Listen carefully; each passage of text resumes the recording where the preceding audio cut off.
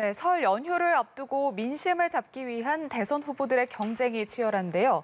후보들이 경쟁적으로 각종 정책들을 내놓고는 있지만 개인사를 둘러싼 부정적인 이슈들이 연이어 터져나오면서 역대급 비호감 대선이라는 자조적인 평가도 나오고 있습니다. 대선 이슈들 자세히 짚어보겠습니다. 김민아 시사평론가 나오셨습니다. 어서 오십시오. 안녕하세요. 네, 안녕하십니까. 자, 먼저 윤석열 후보를 둘러싼 논란부터 짚어보겠습니다. 이 무속 논란이 끊이질 않고 있는데 이 지금 건진법사 사실 그 국민의힘에서도 이분이 이제 개입이 됐다 이런 의혹을 받는 이제 네트워크 본부를 해산하기도 했는데 어제는 열린민주당 김의겸 의원이 이 건진법사가 김건희 씨 회사가 주관하는 행사에 VIP로 참석을 했다 이렇게 제기를 했거든요. 어떻게 보시나요? 그렇습니다. 건진법사라고 하는 이 무속인이하고 그다음에 건진법사의 스승이라고 하는 분이 또 있습니다. 이 사람들이 김건희 씨 관련해서 과거부터 이제 김건희 씨의 회사의 행사에 이제 참석을 했다든지 이런 이제 장면이 담긴 사진을 이제 김의겸 의원이 공개를 한 거고요. 그 외에도 지금 이제 김건희 씨 관련 녹취록 보도를 추가로 이제 MBC가 한 거, 그다음에 유튜브 방송 열린공감 TV라든가 서울의 소리가 또 밝힌 것 이런 내용들을 또 쭉 보면은 이게 결국 건진법사라고 하는 이런 사람도 나오지만 네. 무슨 뭐 무정스님이라는 사람도 나오고 이런 사람들이 과거에 삼부토건 회장을 중심으로 해서 윤석열 후보, 김건희 씨 다 이제 옛날부터 알고 지내던 사람들이다. 이런 취지의 어떤 정황들을 알 수 있는 그런 대목들이 지금 화제가 되고 있거든요. 네네. 그래서 처음에 이제 이 김건희 씨 관련 녹취록이 좀 공개가 됐을 때는 이 김건희 씨가 세간의 어떤 여러 가지 의혹들이 있지만 그럼에도 본인의 어떤 당당한 모습이 좀 이렇게 강조가 되고 그리고 정치적으로도 나름대로의 이제 관점을 가지고 지금까지 상황을 보고 있구나 이런 점들이 부각됐다고 하면 그 이후에 이어지고 있는 논란에서는 이제 이른바 주술 논란. 앞으로 윤석열 후보가 대통령이 될 경우에 이 김건희 씨, 배우자인 김건희 씨를 중심으로 해서 국정에 대한 판단이나 이런 것들을 이 무속인들의 어떤 견해라든가 이런 좀 비합리적인 것을 토대로 해서 그런 이제 판단을 내리는 거 아니냐라는 의구심이 좀 커지고 있는 상황입니다. 다만 이제 국민의힘과 윤석열 후보 측에서는 이런 취지의 보도라든가 또 주장에 대해서 사실 무근이다. 이제 네. 이런 입장을 밝히고는 있는데 네. 이게 뭐 하나의 어떤 의심 사례를 가지고 얘기를 하면 사실 무근이다라는 이런 어떤 그 반론으로 이제 해소가 될 수도 있겠지만 좀 여러 가지 얘기들이 이제 한꺼번에 나오고 있다 보니까 이런 하나의 어떤 설명으로는 되지 않을 것 같고 그다음에 김건희 씨가 본인이 직접 얘기하는 부분들이 이제 녹음이 돼서 나온 거잖아요. 이 과거의 무정 스님이라는 분이 이제 윤석열 후보와 김건희 씨의 어떤 좀 관계가 돼서 좀 이렇게 소개를 해줬다든지 네. 또 무정 스님이라는 사람이 옛날부터 윤석열 후보가 심지어 검사의 길을 선택하는 데에도 영향을 줬다 이렇게 얘기하고 있는 걸 봐서 이게 그냥 뭐 이 근거가 없는 보도이다라는 취지의 그런 해명보다는 네. 어떤 관계에 있는 것이고 그다음에 또 일부 보도에 의하면은 문재인 정권이 출범하면서부터는 결별했다는 거거든요. 그래서 그런 전후 맥락이라든가 이런 상황 같은 것을 좀 현실적으로 이 사실에 근거해서 현실적으로 이 유권자들이 이해할 수 있는 방식으로 좀 설명을 해주는 게 필요해 보입니다. 네. 그리고 이 김건희 씨 7시간 녹취록 지금 뭐 MBC뿐만 아니라 일부 언론에서도 계속해서 조금씩 나오고 있는 상황인데 지금 이 논란이 홍준표 의원, 유승민 전 의원에게까지 번졌습니다. 그러니까 김건희 씨가 이제 본인을 둘러싼 굿 의혹을 이제 부인을 하는 과정에서 홍준표 의원과 유승민 전 의원이 구술했다라는 취지의 발언을 했거든요. 보셨습니까? 그러니까 이 경선 과정에서도 기억을 하실 건데 네. 윤석열 후보가 손에 이제 그 임금 왕자를 쓰고 나왔다. 이게 이제 논란이 왕자가요? 되기도 하고 네. 그렇죠. 그런 것들이 좀 화제가 되다 보니까 그런 이제 일들이 이제 그렇게 특별한 일은 아니었다라는 해명을 하는 과정에서 김건희 씨가 이게 이 상대 후보인 홍준표 후보 그리고 유승민 당시 이제 후보 또 구술하거나 뭐 이런 일들을 했다. 그리고 정치인들이 이렇게 굿이라든가 좀 이렇게 무속과 관련된 이런 일들을 하면 내 귀에 다 들어온다. 난 걸 다 알 수가 있는 그런 상황이다. 라고 이제 서울의 소리 기자에게 얘기를 하는 그런 내용이 이제 지금 전파를 타고 있는 상황입니다. 그런데 일단 홍준표 의원하고 유승민 전 의원의 경우에는 지금 이제 이런 의혹이 제기된 거에 대해서 나는 이제 굿을 하지 않았다. 그리고 홍준표 의원의 경우에는 무속을 믿지 않는 사람이다. 네. 나는.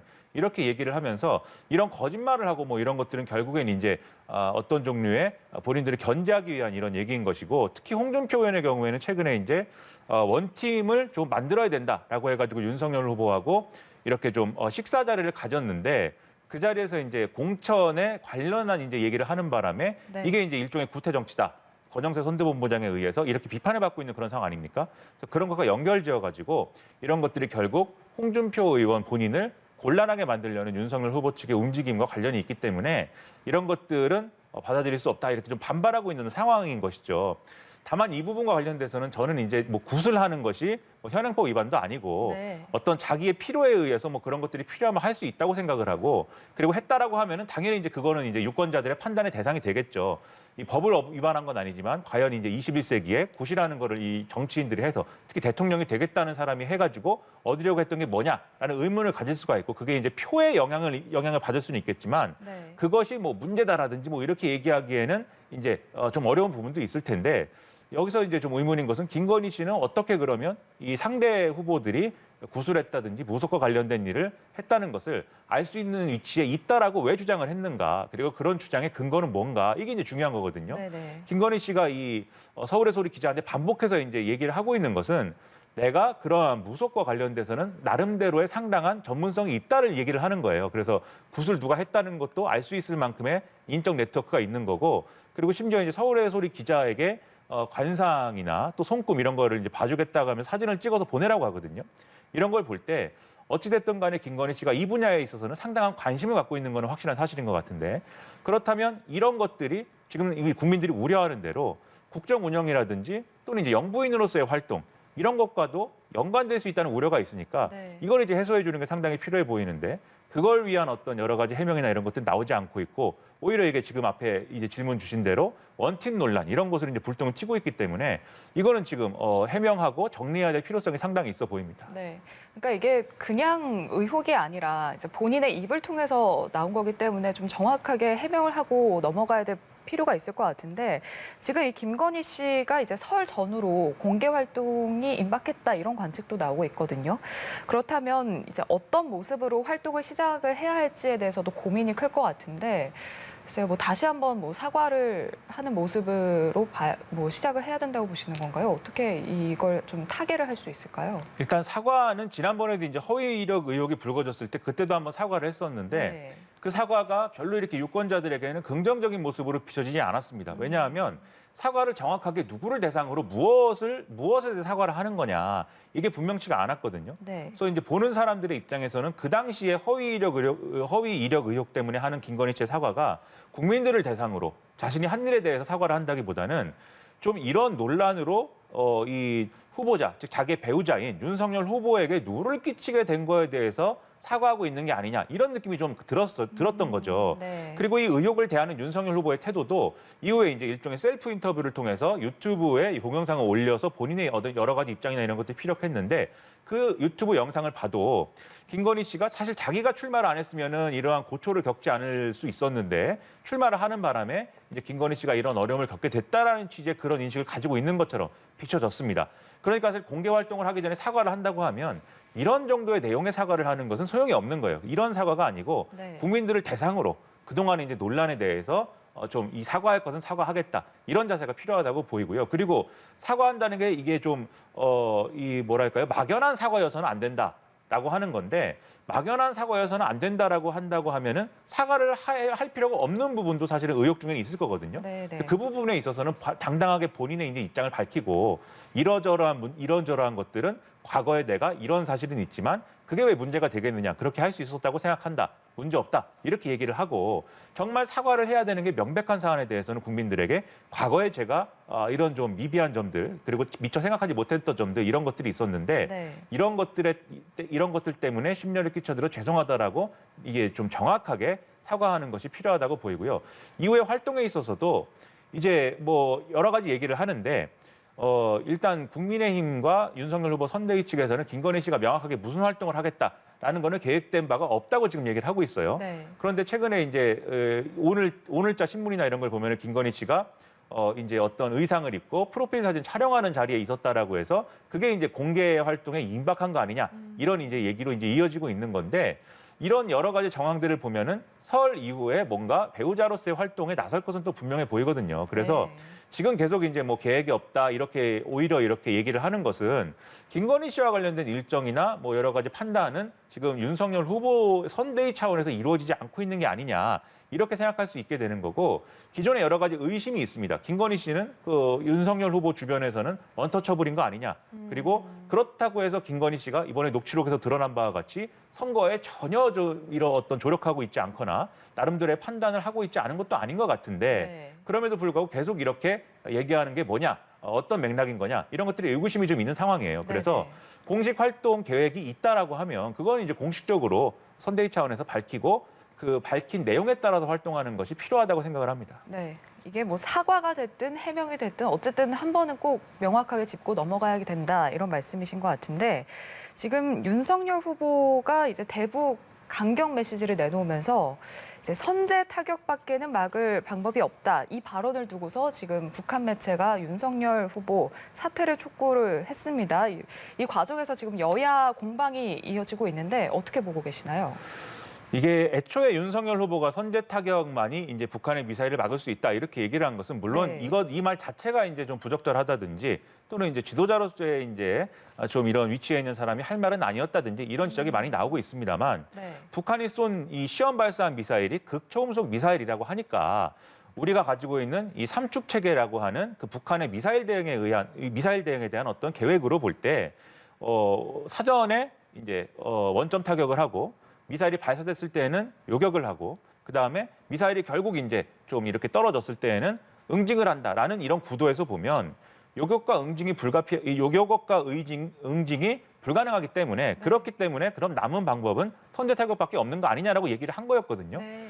이 얘기는 저는 이제 충분히 할 수 있는 얘기였다고 생각합니다. 그런데 여기에 대해서 민주당이 이재명 후보가 이것은 뭐 선제 타격이라는 것은 외교 안보의 어떤 정확한 이해 없이 너무 쉽게 꺼낸 말이다라고 하면서 공격을 하면서 이게 일종의 외교 안보 노선의 이제 문제처럼 되고 있는데 지금 계속 북한은 미국과의 어떤 힘겨루기 사안 이런 거를 통해서 계속 이제 갈등 수위를 올리고 있거든요.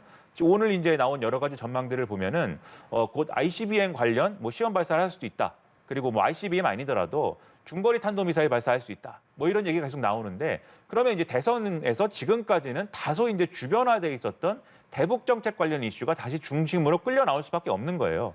근데 이제 문재인 정권에서 나름대로 대화를 좀 촉진시켜서 이 대북 문제를 풀어보려고 했는데 어찌됐건 간에 그게 잘 안 된 상황 아니겠습니까? 그래서 이제 윤석열 후보는 기왕 얘기가 이렇게 된 거 좀 더 명확하게 강경론으로 좀 기울어지는 모습을 보임으로써 문재인 정권의 이런 해법이 아니고 이전에 보수 정권이 했던 해법으로 다시 돌아가겠다라는 의지를 좀 명확히 하고 있다. 이렇게 볼 수가 있겠는데요. 그런데 이런 문제가 있습니다. 이 문재인 정권에서 이제 대북 문제를 풀지 못한 것은 당연히 이제 이 대안이 뭐냐라는 것에 대한 의문이 있을 수밖에 없지만 그렇다고 해서 과거의 보수 정권에서 그러면 대북 문제가 풀렸던 거냐? 이 과거에 북한이 이제 핵 능력을 강화하고 미사일 능력을 계속해서 단계적으로 계속해서 이제 올려갈 때 그때 그럼 보수 정권이 지금 문재인 정권과 같은 그런 정책을 폈던 거냐? 아니거든요. 정반대 정책을 피지 않았습니까? 네. 어떤 북한과 대화 협상이나 이런 걸 하기보다는 좀 외교적인 압박을 통해서 비핵화를 이끌어내려고 했던 그런 이제 노선은 이미 이제 확인이 됐던 건데 그걸 했더니 오히려 북한의 핵 능력과 미사일 능력은 실제로 그것도 고도화시킨 어떤 정책이거든요. 그래서 사실 이 윤석열 후보가 강경론으로만 기울어지는 거에 있어서는 과거 정권의 해법으로 돌아가고자 하는 것이라면 그것도 이제 효과는 없는 거 아니냐라는 반론이 나올 수가 있어요. 그래서 이 부분이 중요한데 민주당은 이 부분은 또 이렇게 어떤 이 정책적으로 반론을 하는 게 아니라 계속 이제 윤석열 후보는 뭐 외교안보 정책에 전문성이 없다. 너무 이제 너무 극단적인 어떤 해법을 추구한다. 이렇게만 반론을 하고 있기 때문에 지금 생산적인 논쟁이 진행되지 않고 있다. 이런 생각이 좀 듭니다. 네. 이재명 후보 이야기도 해볼게요. 그 유세 현장에서 대선에서 지면은 없는 죄로 감옥에 갈 것 같다. 이게 그러니까 뭐 석촌호수에서 지지자들과 이제 즉흥 이제 연설을 하는 과정에서 나온 발언인데, 그래서 이게 맥락상 사실 이게 검사 출신 윤 후보를 겨냥을 해서 지지층을 어떻게 좀 결집을 하려는 그런 맥락에서 나온 발언인 것 같긴 합니다만, 이게 지금 당내에서는 이게 자충수였다 이런 비판도 나오고 있거든요. 어떻게 보시나요? 그러니까 이게 이런 얘기였던 거죠. 이재명 후보가 아무래도 이제 기득권 출신이 아니다 이 점을 강조하다 보니까 지금까지는 기득권에서 여러 가지 뭐 자신을 이제 음해하기 위해서 여러 가지 공격을 해왔지만 네. 그건 다 버티고 견뎌왔는데 이번에는 검찰 출신의 이런 후보와 선거를 통해서 겨루고 있고 실제로 이제 검찰총장 출신의 윤석열 후보가 정권을 잡은 이후에는 없는 제도 만들어서 이제 나에게 뒤집어 씌워서 이제 감옥에 보낼 수 있다. 왜냐하면은 검찰이 과거에도 없는 죄를 만들어서 사람들을 감옥에 보낸 예가 있기 때문에 이제 이런 식의 이제 얘기를 이제 하고 있는 거예요. 네. 그래서 이 검찰 출신인 상대 후보에 대한 어떤 그러한 이 자질론을 제기를 한 건데 그런데 당장 이제 국민의힘에서 뭐라고 반론을 하냐면은 도둑이 재발절인 거 아니냐. 이미 지금까지 나온 의혹만으로도 이재명 후보는 감옥에 갈 것이다. 뭐 이렇게 주장을 하고 있어요. 그러니까 이런 거를 보더라도 유권자들이 이런 얘기를 듣고 뭔가 이재명 후보가 뭐 이게 이 윤석열 후보가 당선돼서 없는 죄를 뒤집어 씌운다는 걸 전제하고는 있지만 네. 감옥에 갈 것을 걱정을 하고 있구나. 이런 느낌을 줄 수 있는 발언이거든요. 그런 점에서 본다라고 하면 당내에서 자충수다 뭐 이런 지적이 나오는 게 왜 감옥에 간다는 생각을 할까라고 생각하면 대장동 개발 의혹이라든가 이런 것들에 있어서 이재명 후보가 100% 떳떳하지만은 않은가 보다. 이런 생각을 할 수 있는 그런 어떤 연결고리가 될 수 있다는 거예요. 네. 그렇기 때문에 이제 이 대목에 대해서는 비판이 많이 제기되고 있는데 그러면 이제 이 발언에 대해서는 저도 볼 때는 이제 자충수가 될 가능성이 높은 발언이라고 생각을 합니다. 문제는 이런 발언이 왜 나오게 됐느냐? 지금 상황이 어떤 상황이길래 이런 거냐? 이걸 좀 따져봐야 될 필요가 있는 것이 제가 볼 때 이재명 후보는 지금 최근 한 1, 2주 동안 윤석열 후보는 어쨌든 위기에서 벗어나서 이제 좀 지지율이나 이런 것들을 좀 복구해가는 과정에 있는데 네. 이재명 후보는 사실 이 정권 교체 여론이 다시 이제 좀 줄어들었다가 다시 늘어가는 그런 이제 이 수순인데다가 이재명 후보가 소위 말하는 박스권 지지율에서 탈출하지 못하고 있죠. 네. 그러다 보니까 지금 상황에서 좀 탈출할 수 있는 기회를 만들기 위해서 좀 이 메시지라든가 액션이라든가 이런 것들이 거칠어지고 있는 거예요. 그래서 그전까지는 윤석열 후보하고 직접적으로 이렇게 대립구도가 펼쳐지는 그런 발언은 좀 자제하는 모양이었는데 지금 이제 그것도 불사하는 쪽으로 가고 있다고 보이거든요. 이래서 이제 톤이 좀 높아지는 것으로 볼 수가 있겠는데 그런데 지금 중요한 것은 단지 네. 이제 윤석열 후보하고의 대립각을 키우는 것 자체가 아니라 이재명 후보가 이재명의 정치, 이재명의 리더십이 뭔지를 보여주는 게 지금 필요한 시점입니다. 근데 그 부분에 있어서는 아직 지금 명확한 어떤 해법이나 대응이 나오지 않는 것 같아서 이렇게 상대 후보와의 대립각만 세우는 것으로는 부족할 것이다. 이런 생각이 좀 듭니다. 네, 정책 얘기도 해보겠습니다. 이재명 후보가 주말 동안에 이제 부동산 정책을 내놨는데 311만 호 공급을 약속을 했습니다. 이게 초기 경선 때보다도 목표치가 많이 높아졌는데 이게 과연 임기 내 실현이 가능하겠느냐 이런 비판도 나오고 있거든요. 그렇습니다. 311만 호는 이제 이 경선 과정에서 이제 얘기했던 250만 호 주택 공급에 이제 추가로 이 추가 발굴을 통해 가지고 이제 목표치를 늘린 거죠. 311만 호로. 네. 그리고 이 311만 호의 대부분은 수도권에 집중이 되는 겁니다. 그러면 우리가 상식적으로 생각을 할 때 수도권에 말씀대로 임기 내에 311만 호의 주택을 공급할 수 있겠느냐. 지금 나름대로는 이 예상되는 이제 택지라든가 이런 것들의 근거를 제시는 하고 있지만 이게 쉽지는 않을 것 같다 이런 생각이 들거든요. 네네. 그리고 전문가들도 똑같은 지적을 하고 있고 게다가 이렇게 311만 원을 공급한다고 했을 때 이게 지금 사람들이 집을 사고 싶은데 집의 개수가 모자라 가지고 수요는 많은데 공급이 부족해서 공급을 늘려야 되겠다. 공급을 늘리면 집값이 떨어질 것이다. 이걸 전제로 해서 지금 공급 폭탄론이 나오고 있는 건데 네. 과연 이렇게 311만 호를 한꺼번에 공급한다고 했을 때 집값이 떨어지는 거냐 아니면 오히려 땅값이 오르는 거냐 단기적으로는 부동산이 과열될 수도 있는 거거든요. 그래서 역효과가 있는 거 아니냐 이런 이제 의구심도 있고 네. 오히려 이 서울과 수도권 전체가 난개발 국면으로 갈 수 있다. 그래서 이게 오히려 대안은 맞는 거냐 이런 의구심도 있어요. 그래서 좀 의견이 분분한데 여기서 중요한 건 어쨌든 이재명 후보는 이 311만 원을 공급하면은 부동산 문제가 풀린다라고 지금 주장을 하고 있는 거잖아요. 그런데 지금 말씀드렸듯이 현실성이 없다라고 하면 사람들이 의문을 갖게 됩니다. 그래서 현실성이 없는 건데 왜 공약하는 것이냐? 표를 노리고 그냥 뭐 막 던지는 거 아니냐 이렇게 생각할 수도 있어요. 근데 그러면 이 이재명 후보로서는 어떤 좀 이 대책이 필요한 거냐면 후보가 입장에서는 이게 정말 해법이라고 생각한다라는 걸 보여줘야 돼요. 그리고 이게 해법이 될 수밖에 없다는 걸 논리적으로 이제 전문가들이든 유권자들이든 설득할 수 있는 어떤 그런 자세를 가져야 되고 네. 그리고 이 311만 원을 공급하는 정책이 정말 절실한 것이다라는 거를 보여줄 수 있는 그런 정치적인 어떤 이 제스처가 필요합니다. 근데 지금 이제 나름대로 여러 공약과 여러 정책들을 막 이렇게 얘기를 하고 있지만 네. 그런 일관된 어떤 하나의 맥락으로 형성되고 있지 않아요. 정말 후보가 저게 필요해서 얘기를 하는 것인지 정말 절실하게 저것을 원하는 것인지 이런 것들이 아무래도 이 이재명 후보도 여러 논란 때문에 비호감도가 높다 보니까 그런 것들이 유권자들에게 명확하게 잡히지 않는 거거든요. 그래서 앞으로는 이게 정책의 어떤 일관성이나 어떤 정합성이나 이런 뭐 신뢰도 이런 것도 중요하지만 무엇보다도 후보가 절실함, 절박함을 갖춰서 얘기를 할 필요가 있겠다. 이런 좀 생각을 좀 해봐야 될 것 같습니다. 네. 윤석열 후보는 이제 생활 밀착형 공약에 좀 주력하는 모습인데 이제 그동안 이제 직접 시민들이 직접 제안한 그 공약들, 정책들 중에서 이제 몇 가지, 4가지를 뽑아서 공약으로 발표를 했는데 이게 지금 아무래도 모두 다 생활 밀착형 공약이기 때문에 이게 좀 기억에 남지 않는다. 이게 너무 중구난방인 거 아니냐 이런 지적도 나오고 있더라고요. 이 생활 밀착형 공약이다 보니까 여러 주제에 대해서 여러 이제 작은 공약들, 소소한 공약들을 쭉 이제 내놓는 그런 국면인데 네. 이게 지금 기억에 남지 않는다 이렇게 말씀하신 것도 이 여러 가지 공약을 내놓는데 하나를 그 어떤 구슬이 서말이라든지 꿰어야 보배니까 네. 이 여러 공약을 하나로 꿰뚫는 어떤 정책적인 가치 지향이나 철학 이런 것들이 반영돼 있으면 이 공약이 뭐 하나하나는 생각이 안 나더라도 윤석열 후보가 이런 방향으로 뭔가 하려는 것 같다.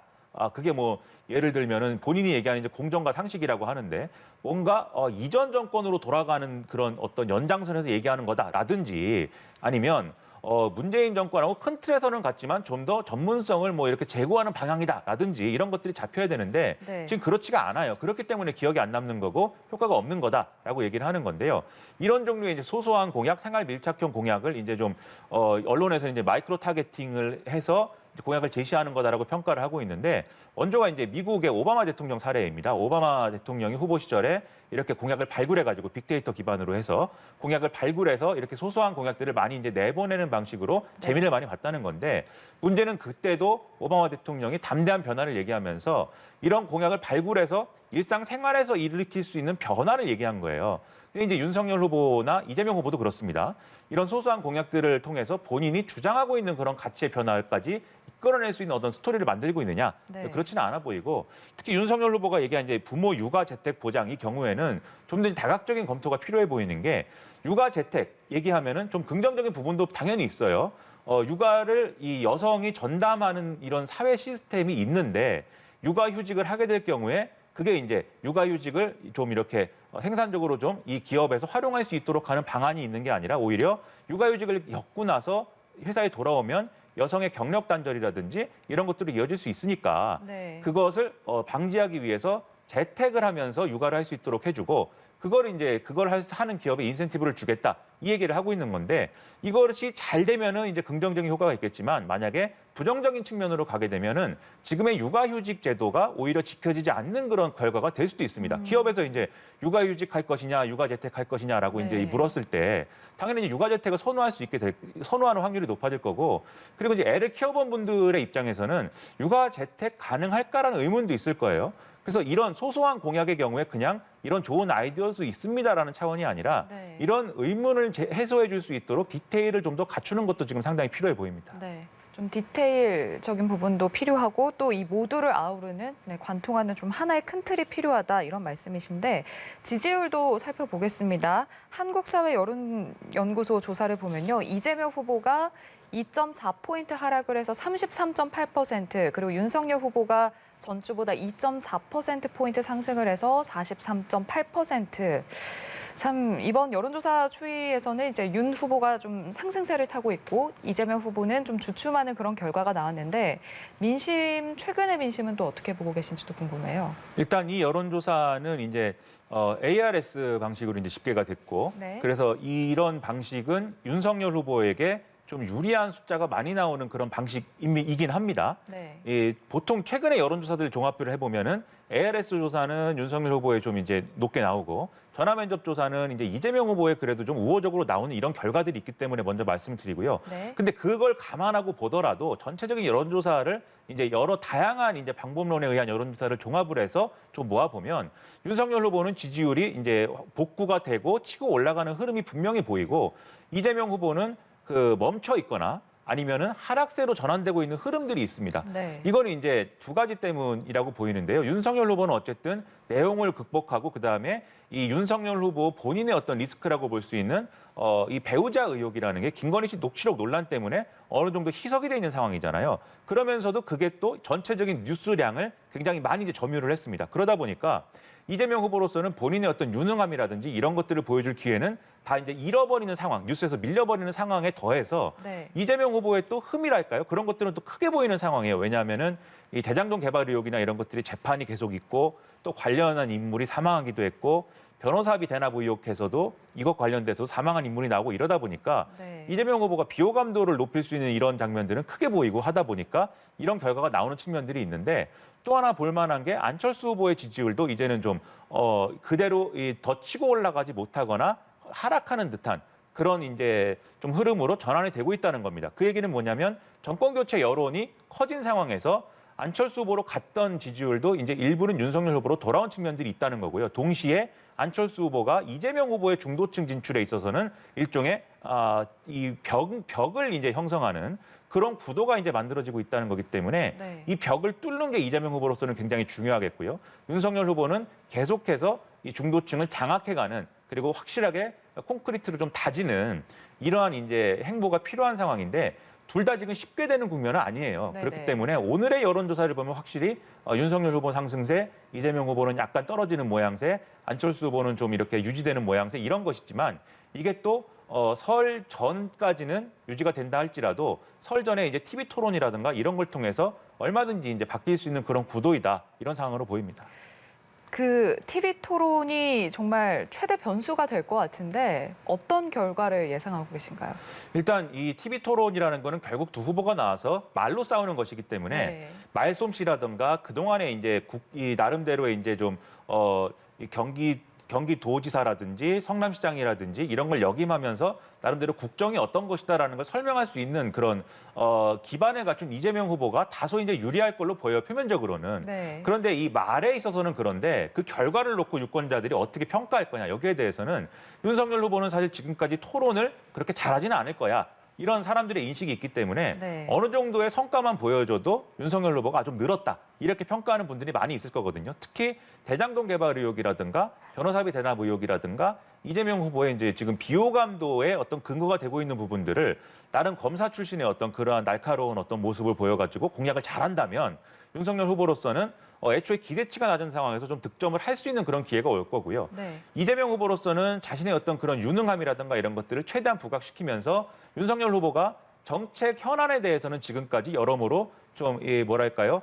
제대로 숙지가 안 돼 있고 좀 이렇게 좀 깊이 들어가면은 내용을 잘 따라가지 못하는 모습을 많이 보여줬기 때문에 그런 모습을 이끌어낸다라고 하면은 이재명 후보가 상당히 이제 득점을 할 수 있는 기회가 생길 텐데 그게 아니라 이재명 후보가 어느 정도 수준에서 그냥 적당히 잘했다라고 되면은 그건 사람들이 이제 기대치를 맞추는 정도에 불과하니까 네. 큰 득점을 하기는 그러면 어려워지는 거고요.